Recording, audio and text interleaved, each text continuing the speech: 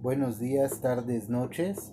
En el siguiente video mensaje hablaremos de Peirce y la teoría del signo. Realmente nos proponemos compartir con ustedes el funcionamiento del signo según la teoría de Peirce y algunos ejemplos que menciona el autor, la información en la que baso mi texto, mi videotexto, es en el libro que se llama El signo de los tres, Dupin, Holmes y Peirce.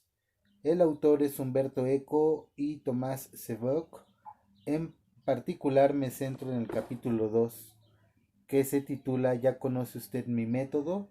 Una confrontación entre Charles Peirce y Sherlock Holmes.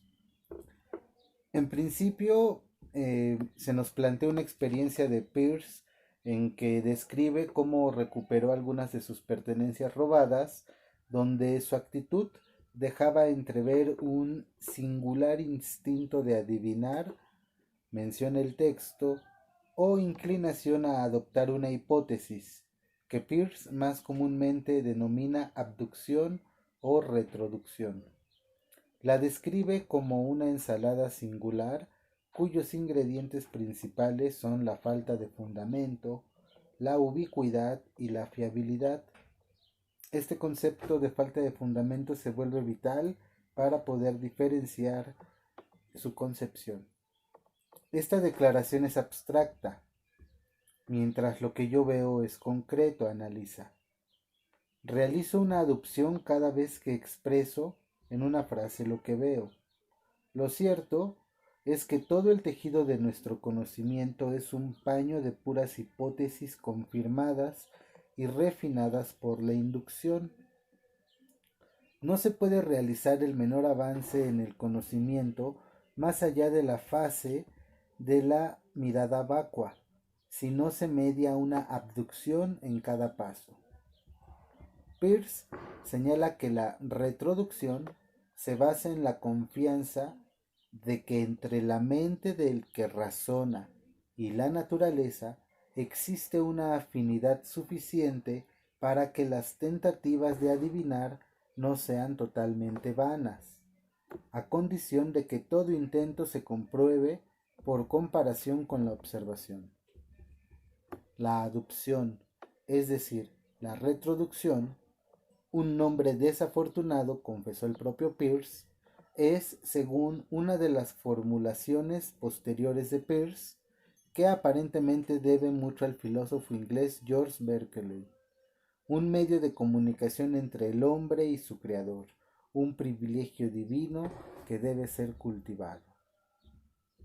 Es evidente, escribe, que si el hombre no poseyera una luz interior que tendiera a hacer que sus conjeturas fueran mucho más a menudo ciertas de lo que serían por pura casualidad, la raza humana se hubiera extinguido hace tiempo por su total incapacidad en la lucha por la existencia.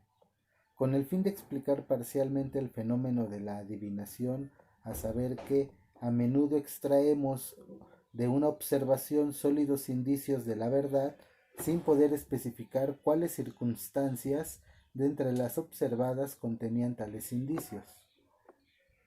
Los procesos por los que hacemos suposiciones acerca del mundo dependen, en opinión de Peirce, de juicios perceptivos que contienen elementos generales que permiten que de ellos se deduzcan posiciones universales. Peirce sostuvo que estos juicios perceptivos son el resultado de un proceso, aunque de un proceso no suficientemente consciente para ser controlado, o para decirlo de modo más justo, no controlable y por lo tanto no plenamente consciente. Peirce describe la formación de una hipótesis como un acto de insight, la sugerencia abductiva viene a nosotros como un destello.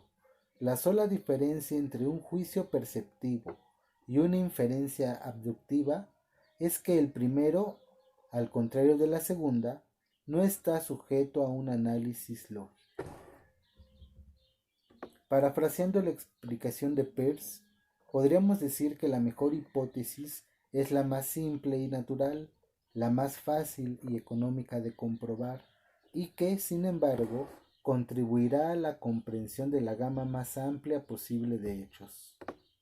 Mesac arguye además que las deducciones de Holmes no son auténticas deducciones, como tampoco son inducciones propiamente hablando, sino más bien razonamientos fundados en la observación de un hecho particular que conducen a través de rodeos más o menos complejos a otro hecho particular. Nada ha contribuido tanto a las actuales ideas caóticas o erróneas de la lógica de la ciencia como la incapacidad para distinguir las características esencialmente diferentes de los diversos elementos del razonamiento científico. Una de las peores confusiones, así como una de las más comunes, consiste en considerar la abducción y la inducción en conjunto, a menudo mezcladas también con la deducción como un argumento simple. Básicamente lo que el autor critica es que haya una incapacidad para distinguir las características esencialmente diferentes de los diversos elementos del razonamiento científico, entre los que se encuentran la abducción y la inducción en conjunto, a menudo mezcladas también con la deducción. Abducción e inducción, por supuesto, llevan ambas a la aceptación de una hipótesis, porque los hechos observados son tal como resultarían necesaria o probablemente como consecuencias de esa hipótesis. Pero la aducción arranca de los hechos, sin tener al inicio ninguna teoría particular a la vista, aunque está motivada por la sensación de que se necesita una teoría para explicar los hechos sorprendentes. Por el contrario, la inducción arranca de una hipótesis que parece recomendarse a sí misma sin tener al principio ningún hecho particular a la vista, aunque con la sensación de necesitar de hechos para sostener la teoría. Por el contrario, la abducción busca una teoría, la inducción busca hechos para sustentar su teoría. En la abducción, la consideración de los hechos sugiere la hipótesis. En la inducción, el estudio de la hipótesis sugiere los experimentos que sacan a la luz los hechos auténticos que se ha apuntado la hipótesis.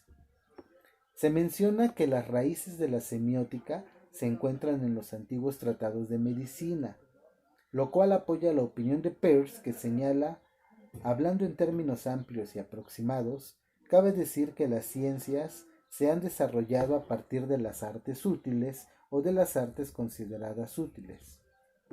El texto nos pone como ejemplo el diálogo de Barbados, que es el único de la capacidad de observación y deducción de Bell registrado por Conan Doyle.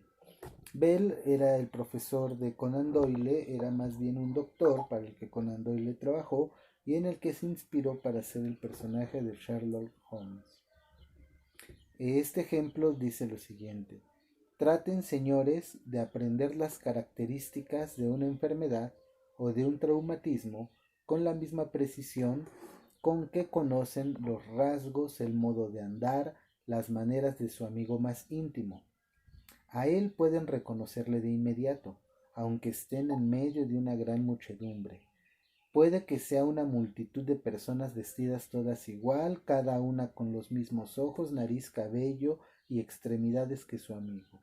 En lo esencial se parecen todos, difieren solo en minucias, y sin embargo, al conocerse bien estas minucias, ustedes realizan su identificación o su diagnóstico sin dificultad. Ocurre lo mismo con las enfermedades mentales, corporales o morales.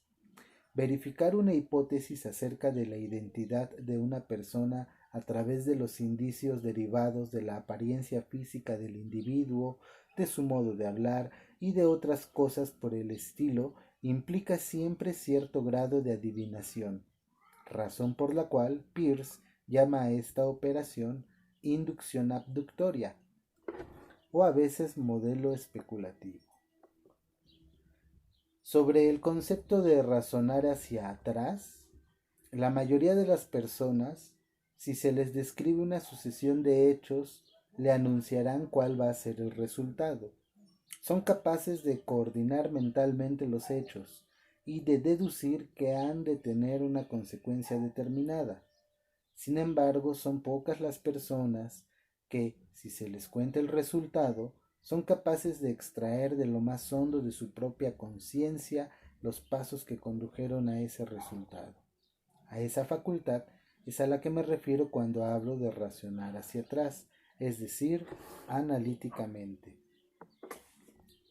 Por último, concluir con la reflexión que Peirce básicamente lo que planteó fue hurgar en el pensamiento, rompiendo los esquemas conocidos, tanto de orden como de forma como de camino. Si el humano pensaba las cosas en un orden, Peirce vino a cuestionarse por qué no pensarlas en otro orden diferente de manera analítica. Así, la teoría del signo con Peirce.